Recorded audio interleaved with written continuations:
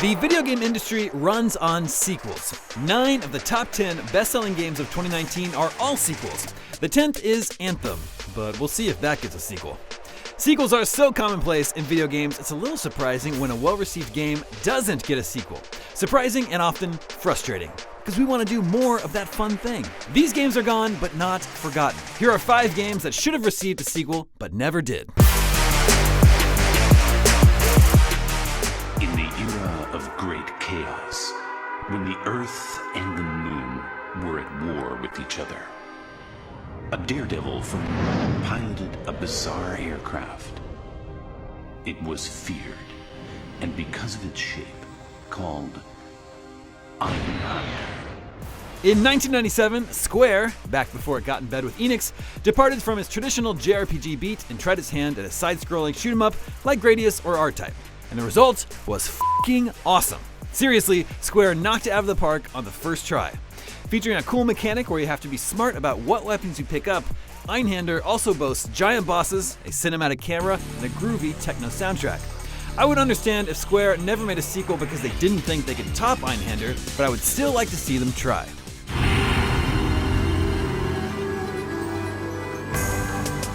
Another Square game.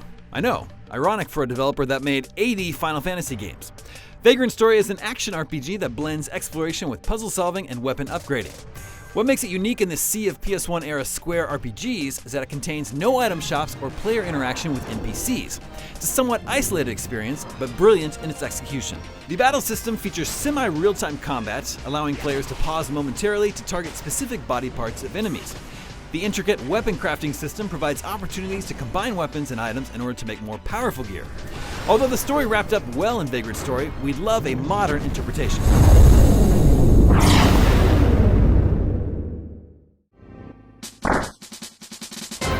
Mario is no stranger to RPGs, having appeared in various Paper Mario and Mario & Luigi games. But none are quite like Super Mario RPG: The Legend of the Seven Stars, which, checks notes, alright, now this is getting weird, is also a Squaresoft game. Set in an alternate version of the Mushroom Kingdom, Mario must team up with Peach and Bowser, yes Bowser, to take down Smithy, an evil robotic blacksmith. The turn-based battles include a timed action feature that amplifies an attack, which was used in later Mario and Luigi games. The writing is genuinely funny and the story is surprisingly good. We'd love to see a follow-up to this classic SNES RPG. Let us begin. After the success of Star Wars Knights of the Old Republic, BioWare followed up with its first original property, Jade Empire. While it reused the morality system from KOTOR, Jade Empire featured real-time combat, which was a refreshing change.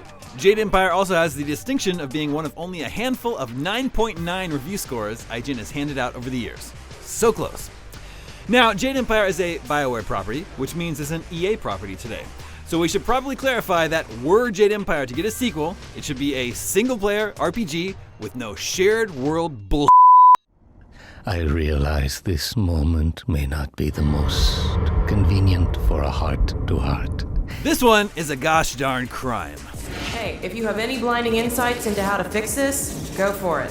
Valve's iconic first-person adventure game forever changed the industry when it arrived in 1998 and upped its legacy with HalfLife 2 in 2004, which introduced the gravity gun.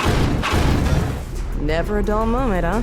Half-Life 2 received 2 episodic sequels, titled Half-Life 2 Episode 1 and Episode 2 respectively, with a third one planned for release in 2007 that never made it out of development.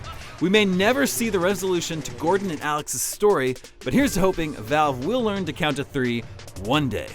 I wouldn't dream of letting you go without a proper goodbye. And that, ladies and gentlemen, was 5 games that never got a sequel, but should.